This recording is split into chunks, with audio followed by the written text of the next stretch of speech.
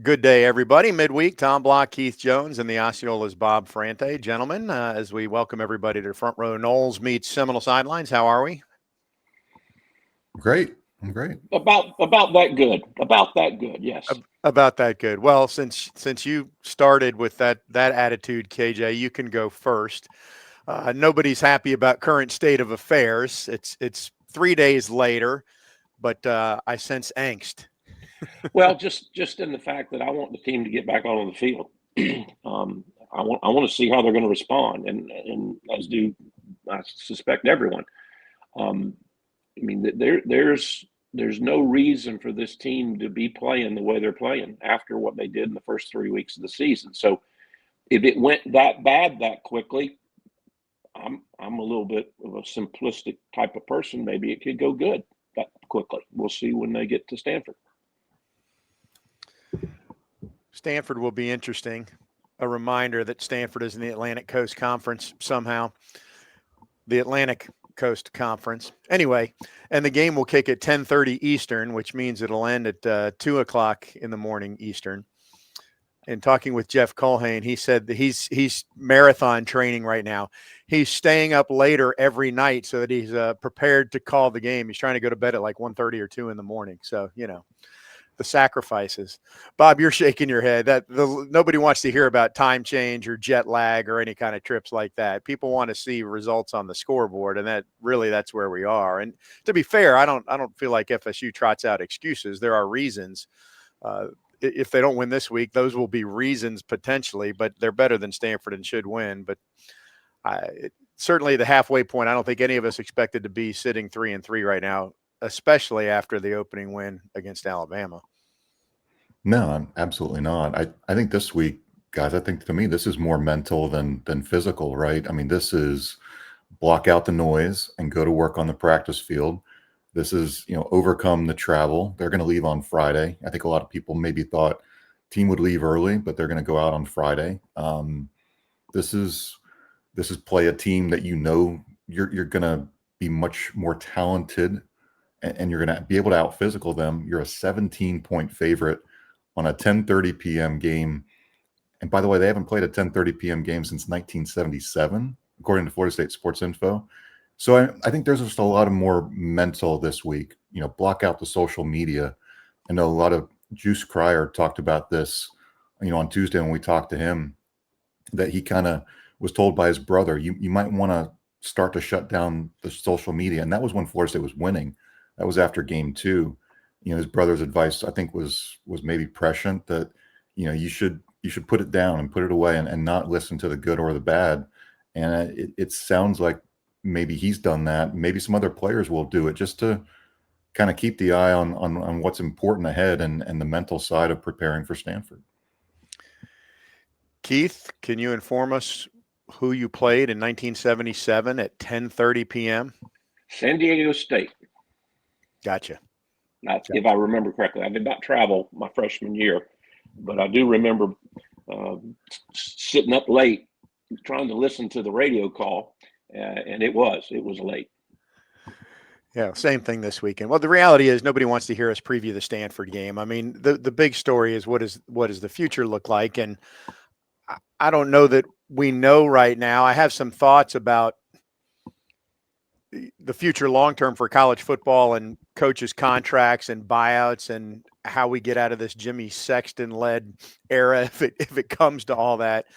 But for right now, I think, and I'm stating the obvious, first of all, I think we need to see how a few more games play out. And second of all, I think the biggest concern is how do you get off the treadmill that Florida State appears to be on right now of whether it's 7 wins, 9 wins, 10 wins. It's not what Florida State fans or where the bar has been set for FSU.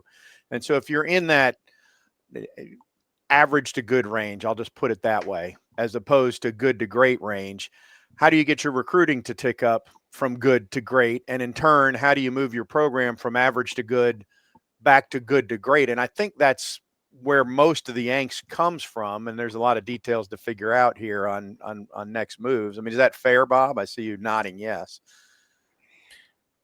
I think what The criticisms of Mike Norvell have been the high school recruiting, missing out on players in South Florida. I think you need to do a better job of just making a lot of prospects tell you no. Whether they want to go to Miami or Florida or Clemson or Georgia, you need to pursue them all the way up to signing day and make them truly tell you no.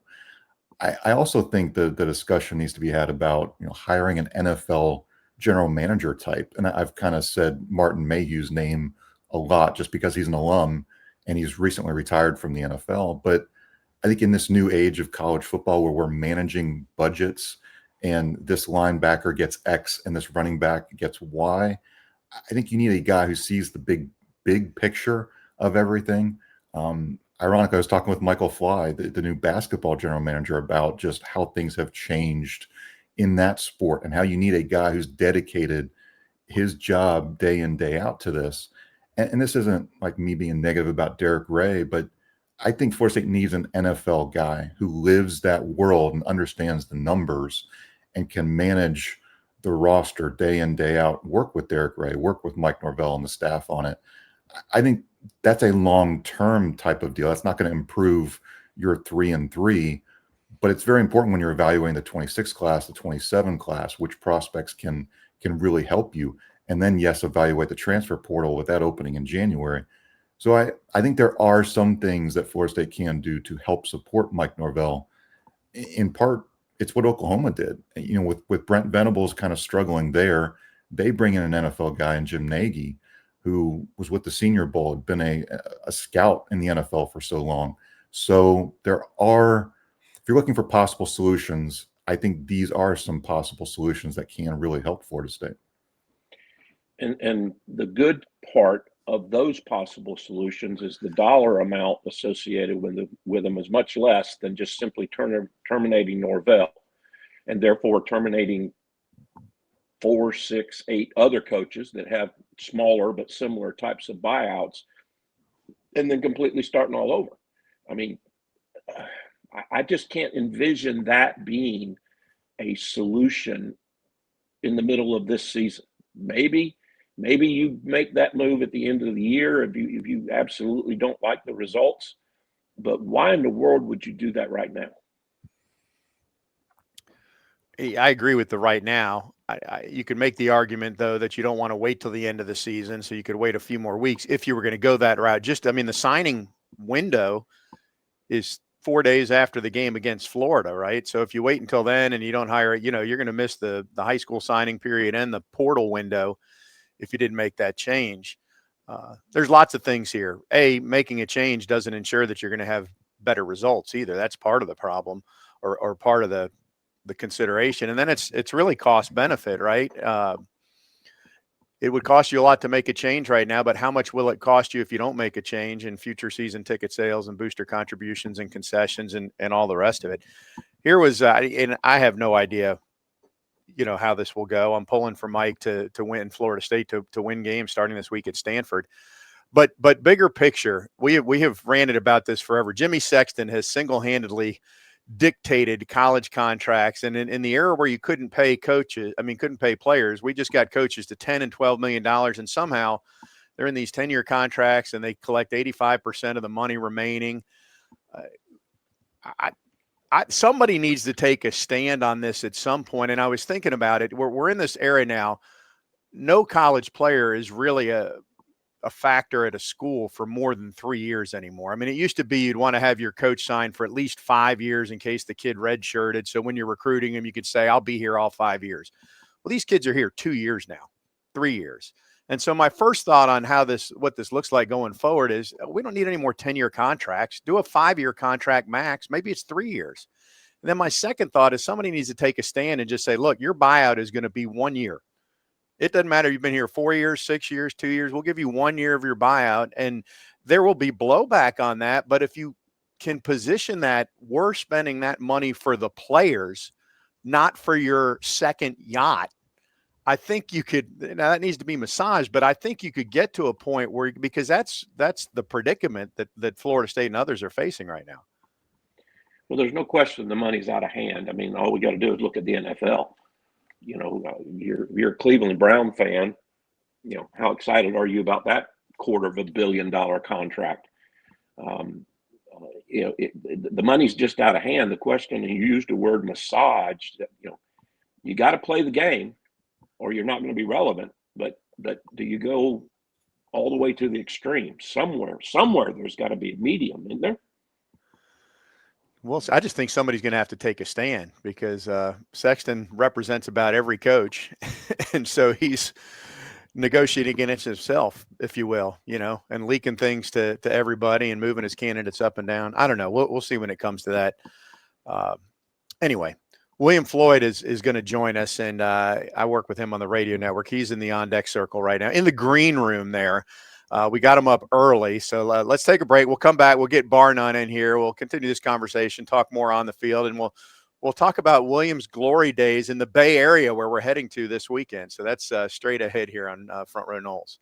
Hey, Seminole fans! Alumni Hall is your ultimate FSU shopping experience and has moved to a new location off Timberlane Road in Tallahassee. Shop FSU gear from Nike, Champion, New Era, Yeti, and more. Alumni Hall has Seminole gear for the entire family, plus accessories and gifts. Spend $150 and you'll earn $10 off your next purchase with their Hall Pass rewards. Stop by their new location on Timberlane Road near REI, or shop anytime online at alumnihall.com. Alumni Hall, where Seminole fans shop. Back on Front Row Noles, Tom, KJ, Bob Ferrante, and William Bar None Floyd. Greetings, Bar None. Appreciate you getting up early for us, especially when we're about to change time. And right now it's actually like 4 a.m. where we're going to be this weekend. But how are you, sir? Oh, good. Yeah, ready to go, man. I can't wait to get back over to the West Coast. I missed alumni weekend a couple of weeks ago, watching my daughter do her first play-by-play game over in Daytona. So I didn't get to see all the fellas, but I do have a mini reunion going on this weekend. I'm meeting John Taylor, Ricky Waters, Brent Jones, just Sapola, a few of the guys out there this weekend. So I have a little bit of a mini reunion out there this weekend. Now, for Bar None, there's probably not any on our show that don't know this, but let's see. In 93, you got one ring, and then 94, you got another ring. Back to back, you reached the pinnacle at collegiate and the pinnacle at the NFL. How did that feel now 30-something years ago? Looking back on it, man, it's crazy because still not too many people have done it. I had to get on Brian Stewart a few years back. He was coming out saying, oh, yeah, first one from Florida State, or the first one ever to win a national championship. I think they got it in 13, and then he went and got one with the Patriots in 14. And I had to just tell him, I called Lonnie Pryor. I was like, Lonnie, man, you need to tell your teammate, man, that's been done. We already put that on the shelf and booked that back in 94, 95, 93, 94. So we got the back-to-backs. But, yeah, man, just looking back on it, man, it was it's what you play football for. You as a little kid, you grew up, talking about winning national championships. Coach Bowden, was a prophet. He told me I'd help him win his first national championship, and then get drafted by the Niners, get out there and win that Super Bowl the next year. So, yeah, it was the pinnacle of football very quick. Bar none, you had no shortage of strong personalities on that team back in the day, when yourself being one of them. You probably had to earn your stripes. But when you walk in and you have Steve Young and Jerry Rice and Dion and the other names that you already mentioned, explain what that was like to be with those kind of talents and personalities as you were entering the league. Man, what a blessing, to be able to get in there and learn from the greatest ever. When I was going through it, you got a little bravado. You want to go in there and show the older guys that you can play right there with them. But I understood I was a rookie coming into that offense, and it was just my job to learn the offense and go out and do the best I could. Man, we had all that star power around us. You talk about the names: Jerry on one side, John Taylor on the other side, Brent Jones at tight end, Ricky Waters at tailback, Steve Young at quarterback, and then all those guys are Steve Wallace, Justice Polo, Bart Oates. All those guys are perennial all pros. So you're just a young guy coming in there trying not to make a mistake. And that was my whole thing, man. Don't make any mistakes. When we're watching film, don't have anybody being able to say anything about William Floyd out there on the field getting it done. But what an honor it was. Like I said, I look back on it now, man, and just, I got to learn and play with the best, so that was a blessing. You said there's a mini reunion this weekend. Is that an official mini reunion, or just a bunch of guys are going to be there, or what's the occasion? I know Florida State obviously plays Stanford on Saturday night. We'll talk about that, but then Sunday the Niners are at home, and what's that look like for you? Well, so it's a mini reunion when I say that, because I missed, like I said, we had the official one in September. I forget who we played. Matter of fact, it was the Friday night game against Virginia. Had to jump right in the car in Tallahassee and ride the Daytona that next morning for that game over at Daytona Municipal Stadium. So, this is kind of mini reunion. I called the fellas like, hey, I'm coming out. Florida State plays Stanford this weekend. Who's available? Who can come to the game? And, in our group test, the Niner group test, those are the guys that shot back and like, hey, we'll be there.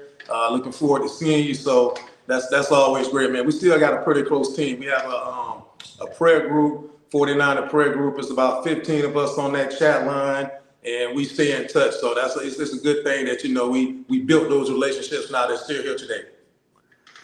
For our listeners' sake, you mentioned going to Daytona. Why don't you share what your daughter is doing and what you had the opportunity to do after the Virginia game? Literally on no sleep, probably, based on what time we got back into town that night. Yeah, man. My daughter is the first female play-by-play announcer in HBCU history. So it was either go out and see the Niners or go see my daughter doing her first game as close as she was. So I chose to go see my baby girl. I got a chance to sit up in the booth with her for a couple of series, call a game with her. So that's probably one of the first times you had a father-daughter duo doing a broadcast together. So it was a lot of fun, man, and a blessing. She's worked really hard. I tell her to stay on the grind. She's the first one, so it's always a little bit tougher for the first one, but she's making the road that much easier for the young ladies coming behind her. So, just blessed that she's able to get out there and do her thing. Talking with William Barna and Floyd, what counsel have you given her about broadcasting now that you're a seasoned vet, you're a grizzled vet even? You've been doing this a while, William.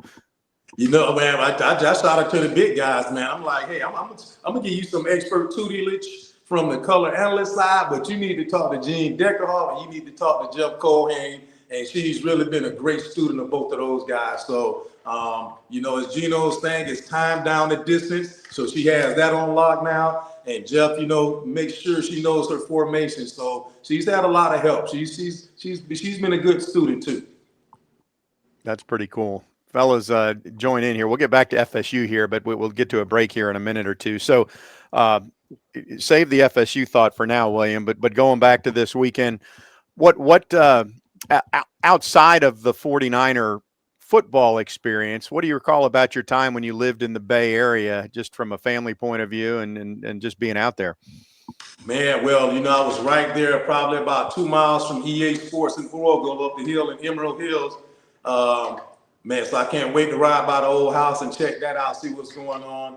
But, man, just a great, great community, man. They love the 49ers in San Francisco, whether, you go all the way up to Rockland, California, all the way back down to, Monterey Bay. It's all 49ers, man, and they make you feel like it's home. I'm really going to miss one of the places I used to love to frequent, the House of Prime Rib in San Francisco. Joe Betts was the owner. We lost him about 3 weeks ago. Man, but what an amazing place that was to go. Loved Union Square being up in the city. I don't know about heading up that way now. I think if I head out there, I'm going to probably stay more down in San Jose, Santa Clara area. But, man, had a great time and met some great people out there. Still have a lot of great friends out there. So it was one of the best experiences of my life. Now, Barnum, did you get the Hummer while you were out there, or did you acquire that sometime after the fact? That was after the fact. Yeah, I got back on this side, man. Hummers are not good in California, man. The gas is not good out there. I remember when I first got out there in 94, and I was looking at the gas prices. It's like $3 more than it is in Florida. I'm like, what are they driving out here, man, that you need that much?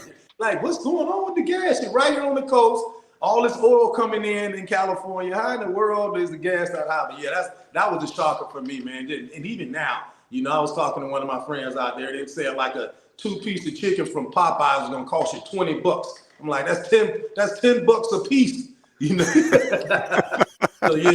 If it's one reason I'm glad that I'm on this side of the country, it's definitely the way that the prices are skyrocketed out there. Well, especially because I'm thinking you would order about 6 2-pieces, not 1 2-piece. So you need a loan. I'm going for the 8-piece of chicken. That's probably $80 now. Something crazy. All right, we'll take a break. We'll come back. We'll focus on FSU. We're pleased that William Barnon Floyd is with us. More Front Row Noles and Seminole Sidelines right after this.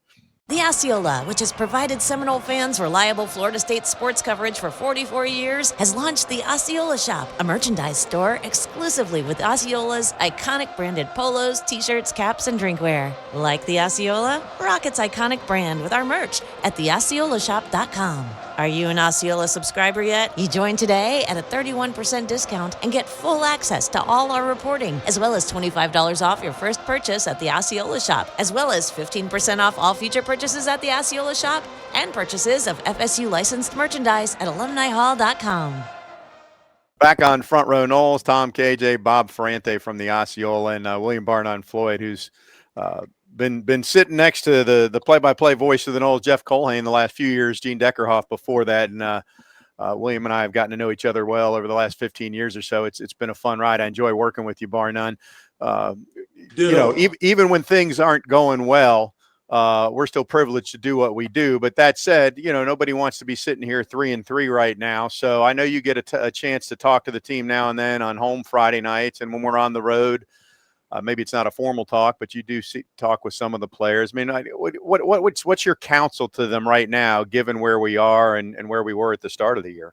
I mean, stay the course, and don't look for a reason to not handle your business. I mean, it's easy for everybody to sit back now. You start getting a little chatter from outside, you know, talking about the coaching staffs. And at the end of the day, you have to have the mentality that it doesn't matter what the coaches call. You're going to go out there and execute, and you're going to play that much harder than the guy across the line of scrimmage from you that you're going to win the play regardless. That was our whole mentality. You could have the best play call for whatever Coach Bowden or whatever Coach Rick or whatever Coach Scott called, but we wanted it more than your defense wanted it. You could, I mean, literally have guys in the right place, but we still win the play. And that's the mentality they have to go with. They have to take some ownership. You can't get to a point where, oh, yeah, you know, you can blame it on the coaches. Now, no, it's you that's wrestling the guy up under the pile and get a 15-yard penalty. Or it's you that dives on the guy when he's on the ground and get a 15-yard penalty. Or it's you that face masks, you know, put your hands in the guy's face mask and kill the drive, you know, take us back to 1st and 20. It's you. So as a player, you have to look yourselves in the mirror and see what can I do as an individual player, and then matching in with the rest of the team. Everybody gets on the same mentality and go out there and get it. There's no reason that we should have lost the last 3 games outside of the early mistakes that we made and not being able to communicate on defense and giving up too many points. That's how I look at it. Everybody points the finger at defense, bar none, and I go back to the Alabama game, and I'm going, that's the same scheme. It's majority the same players. What do you think might be the disconnect between 6-7 weeks ago and then what's going on today on the defensive side of the ball? Well, when I look at the defense, you know, in some situations, I feel like we're just out of position. You know, you got 3 down linemen, 3 linebackers right behind that. When you know that they're running the ball in their situations now, because everybody feels like they can run the ball against us, we just have to have more guys on the line of scrimmage to match what they have on the line of scrimmage. You know, you got 3 guys sitting back, they're 4 or 5 yards off the ball. By the time they meet the lineman at the point of attack, that's at 2 yards. So the running back comes behind them, pushes the pile. That's another 3-4 yards. So we're starting every drive with 2nd and 4, 2nd and 3. You know, everybody is winning first down on us. We're not getting enough pressure on the quarterback, you know. So what does that happen? You start bringing guys out of the secondary, start bringing more linebackers. You have to put more pressure on the quarterback. But where I've been kind of figuring out what teams are really getting us is the matchups. You know, they understand that they can put a quick running back in there, get out in the flats, get out in the wheel route, get in the dart route, get in up under that linebacker and beat, you know, win man-to-man there. So we've lost a lot of battles at man-to-man there. What do you do about that? Well, hey, man, you bring a safety up and make the safety responsible for that running back out of the backfield.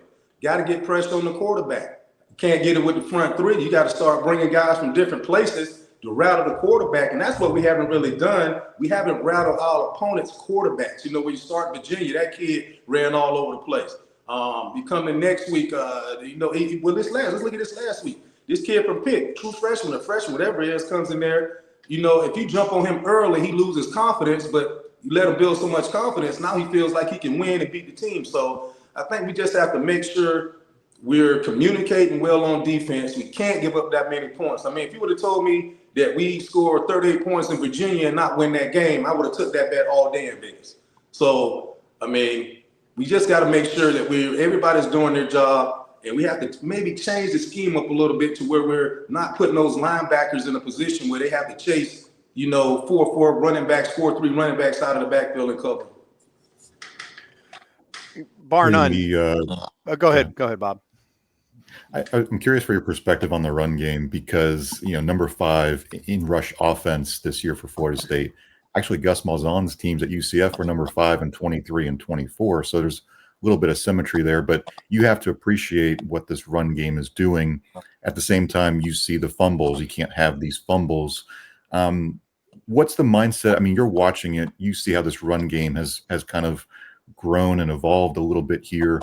But also, what's your message to these guys, each of the Gavin Sawchuk, Usman Kroma, Keziah Holmes, they've each had fumbles now these last 3 weeks. What's kind of your message to them about just knowing somebody's going to come up behind you or maybe even in front of you and try to knock that ball loose? Well, I mean, I think it starts, like Coach Sexton literally would chase us down the field telling us to score. If he saw you running with one arm through it, he called it the thicket. Basically you got to have 2 arms in the thicket to cover that ball. So when you're going through all that traffic, you're conscious that you're wrapping up the ball because the most important thing is keeping possession. You have a great run, you get down the field, you fumble the ball, that doesn't help the team. So I think you have to always keep drilling that into a running back's head. And then the running backs now, I think that, you're going to see those 3 guys wrapping up the ball a little bit tighter. But the thing about those fumbles, all of them were at crucial times in the game, man, where it just flipped the momentum of the game. Each one of those fumbles that we're talking about, where we're going downfield trying to make some things happen or get some momentum back. But the message to those guys is to remember, it doesn't matter how many yards you got if you don't have the football. You got to make sure you protect the ball. Bar none, the way we rotate the running backs, what's your thought on that in terms of needing to stay in there and get more carries to get a feel for the defense in the game? I haven't particularly and I like all our running backs, but I haven't particularly figured out why week to week it may be somebody different that's up first or comes in on the 3rd drive or that sort of thing. I mean, I think in this day and age, the way that the game is, man, if you get a kid in there, you gotta, and you told me you're gonna play him, you got to give him a few reps. But at the same time, I think those situations have to be monitored. Like, I love the Kroma. I think he's gonna be a great back for us, but I didn't think he should have been starting the Miami game. You know what I mean? He's a true freshman. I mean, you got Gavin Sawchuk who's been tearing it up. You got all those Keziah, you got all those guys behind him that have been tearing it up. That I haven't even seen Singleton. I think he's our home run hitter. So, but as far as the rotation, as a running back, you definitely want to get into the Florida game. You don't want to be coming out every 4 or 5 plays or every series. I mean, every other series, okay, you're working something out. I think it worked really well when, you look back at Rock Preston and Warwick Dunn. I think that's one of the times when you look at a 1-2 punch where it really worked, but it was a 1-2 punch. It wasn't a 1-2-3-4. So you got to let guys get into the rhythm of the game, I think. So I like to see us make sure that we're getting these guys in the rhythm as opposed to, taking them out every other play and seeing who does best on that particular run play. We got to start that Alabama game, man. We hit them straight in the mouth. We attack. We were right in between the tackles. When that shut down, we were able to get right outside the tackles and make plays. But now I'm seeing a lot of sideline offense, and that's not going to work. You got to attack in this offense, get down the field. You played with one of the greatest in Charlie. Compare and contrast Tommy. I'm not saying Tommy's Charlie, but just in terms of what they bring and their strengths, how do you view what Tommy's been able to bring to the table? I like his leadership, and I love his moxie. He's one of them kids that feels like he can make every play. It might not be the smartest play, but he feels like he can make every play. You want a kid that's going to go out there and give it up like that. Like, for instance, the touchdown he threw to the tight end, Landon. He has eyes in the back of his head, spins out of that tackle, has to do some crazy up in the air, throw back across the body throw, and accurately puts that ball where it needs to be.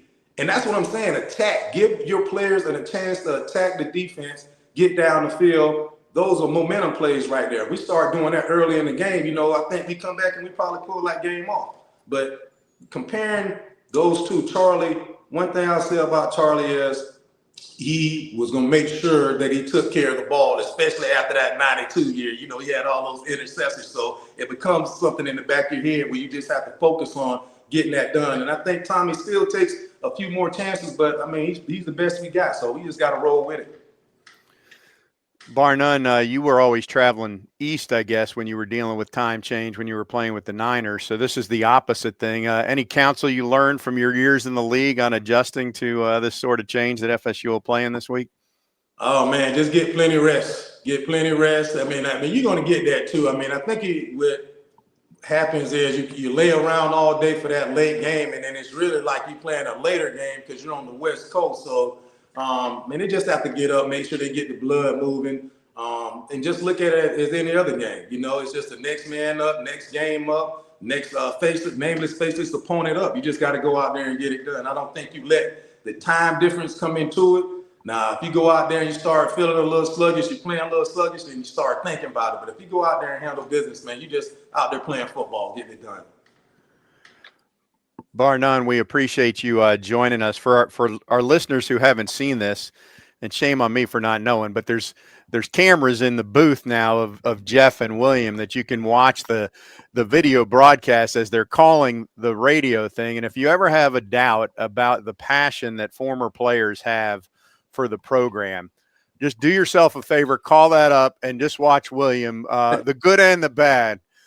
Bar none. I won't even mention the play from last year that made the rounds that was on the bad side. But in general, it is fun to watch. The what do we even call that? No, I don't even know what we call that. I'm embarrassed to say that. But what do we call them? Behind the mic. Behind the mic, yeah. Behind the mic. Yeah, exactly. Check out Behind the Mic, and we appreciate you joining us on the mic today, William. I'll see you on Friday as we head out to Stanford in the Bay Area. Go Noles.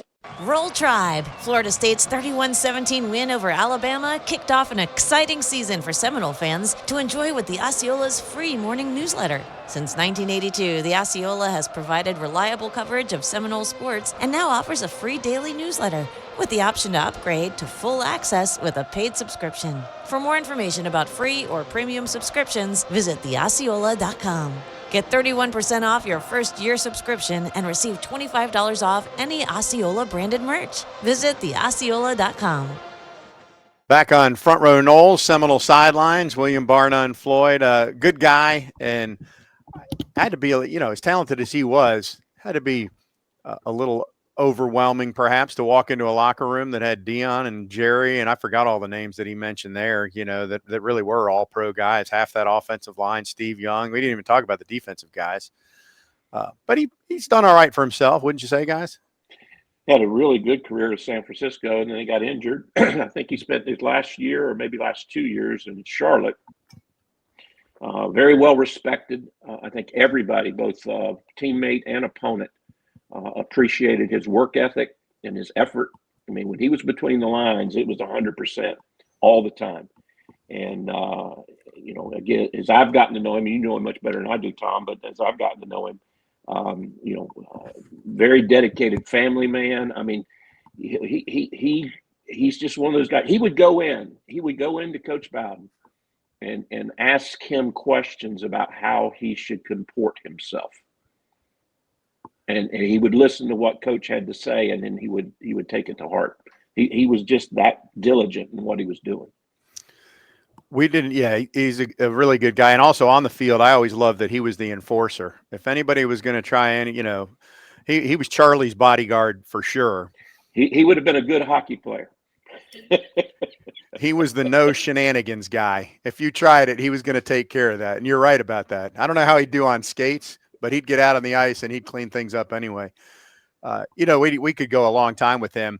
I'd love to have a deeper conversation with him about the current state of college athletics. Obviously he's somebody who wants to see the players get paid. He wants to see them have the flexibility and freedom to move around. but he also is somebody who was loyal and who was at the same program and hates the fact that guys aren't here to build up a program. And also, and I don't recall the particulars, but I have had a conversation with him before. He did well in terms of managing his money, whoever ingrained that in his head. So he did a good job of that, but he has stories about NFL teammates that did not. I know you have some of those stories too, Keith. And so I don't know if he counsels any of the current players on that now that they're in a different situation. Nobody was handing me 6 figures worth of dollars when I was age 20, right? So there's a whole nother set of problems that potentially that we don't really talk about, and we haven't heard horror stories on that. But well, and I teased him about the Hummer because based on what little bit I knew of him when he played, because I got to know him as you did, Tom, after the fact, that Hummer was probably his only extravagant purchase that I've ever heard anybody talk about. And I think he kept it for like 10 years. I mean, yeah, it wasn't something that he got and showed off and then got rid of. In fact, he did some work with us at Sunshine Network right after he finished his career. And that's the reason I teased him about it. He drove up, we were on a sound studio in Universal, and he drove up for something we were doing, and he had the Hummer. And I was teasing him about it. But you're right. He has been very, very good with his money. Very good. Yeah. So appreciate him joining us. And he is, I've this, Keith, because you're this way, but maybe I first saw it when Peter Tom was doing the games. And but I see it with William. I see it with Danny Cannell, all the guys, not just Danny Cannell, but Peter Warwick is back all the times.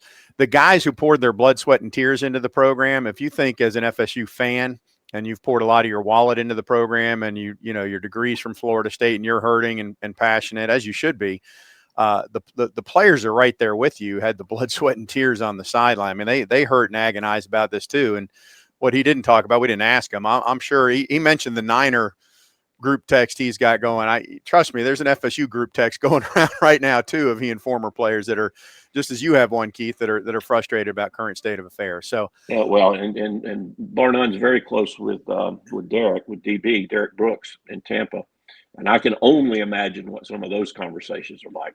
And with WD Warwick Dunn too, True, that's true. That's true. Yes, that's his guy as well. Well, a few minutes to go, guys. I don't know other than trying to get a win on Saturday and then doing it again next week. I don't know what else we can do right now. We're not the ones who you're going to win the game after Stanford. You're going to win the game after Stanford? Yeah, because it's the bye week. But, yeah, that's true. I'll say this as we're finishing up. I listened intently to Coach White's press conference. I think my takeaway was that part of the problem is they've tried to be too cute with their defense. And they're supposedly, we'll see, but they're supposedly I'm going to use the bad phrase, everybody ready to get mad at me, but they're going to dumb it down and go back to what they did against Alabama and making it simple and quick. And I think that might fix a lot of the issues. Not all of them, but enough that you'll see a demonstrable change for the good on the defensive side of the ball. We'll see. Proof's in the pudding. I thought it was interesting. Like he seemed to take ownership of it, right? Like KJ, Tony White seemed to say that he understood some of it was on him, and he needs to simplify it. I think he used the word simplify quite a bit in that interview. Is that realistic in a week that you can still keep the same scheme, but you can simplify it with guys on Tuesday? You eliminate things. Yeah. All right, we're lining up this way. If they motion this way, we're going to change. No, we're staying in what we're doing. We're not going to change. You can do that game to game. You can do that series to series. And if it frees up, and as we've said all along, Tom gets so tired of me saying this, but when you hesitate, you lose. And the reason you hesitate is because you're thinking. You got to go out there and know. You don't go out there and think. You go out there and know, respond, trust your eyes, trust what you practice. I love the phrase, Trust what you're doing on the grass. He's the only coach I've ever heard in my lifetime that talks about the field as grass. The only thing that matters is what you do on the grass, what you do on the grass, what you do on the grass, and eliminate the thought process. I think what you're saying, though, Keith, I remember it's only been 6 weeks. We talked about it. To me, one of the biggest things against Alabama and early on, it felt to me like the defense was playing free. They weren't afraid of making a mistake. They were reacting fast. They were just letting their instincts take over. And here we are 6 weeks later, and now we're saying the opposite, that they look a little slow. They're slow to react. They're overthinking. Because and it's the same. Because the calls are too complicated. Right. The calls are too complicated. Yeah, I'm just saying Dumb it down. I'm not arguing with you. I'm just saying I guess I'm surprised that it went from one extreme to the other, because I really thought the start of the year is like, okay, he's found a space with them mentally where they're comfortable. Whatever his rapport is, they're truly going out there, and they're not worried about, did I misstep here? I'm just going to go play and make the play. Here's the problem, and no coordinator is going to admit this. Okay, they shouldn't admit it. Like Coach Norvell talking about, injuries. He's just not going to talk about it. Sometimes coordinators try to get too cute because they know that other people are watching what they're doing and they want their product to look different or better. Stay with what brought you there. Stay with what got you there. Don't tweak something until you absolutely have to. I'm not accusing anybody of anything. I'm just saying sometimes we get too full of ourselves. Let's get back to basics. All right. Win the play, win the day, pull out your favorite. Any other cliches you guys want to drop in before we get out of here? Go 1-0 this week. Go. Thank you. Thank you. Thank you very much. Good Lord willing, things will work out fine. All right. For KJ and Bob, this is Tom. I will do this again next week. Take a nap on Saturday, folks, so you can stay up and watch the game. And Keith and I will be back on Sunday. KJ, we'll have to figure out what time we're going to do that show, by the way, based on my sleep schedule. And then we'll be back on Wednesday. Until then, thanks for tuning in to Front Row Noles.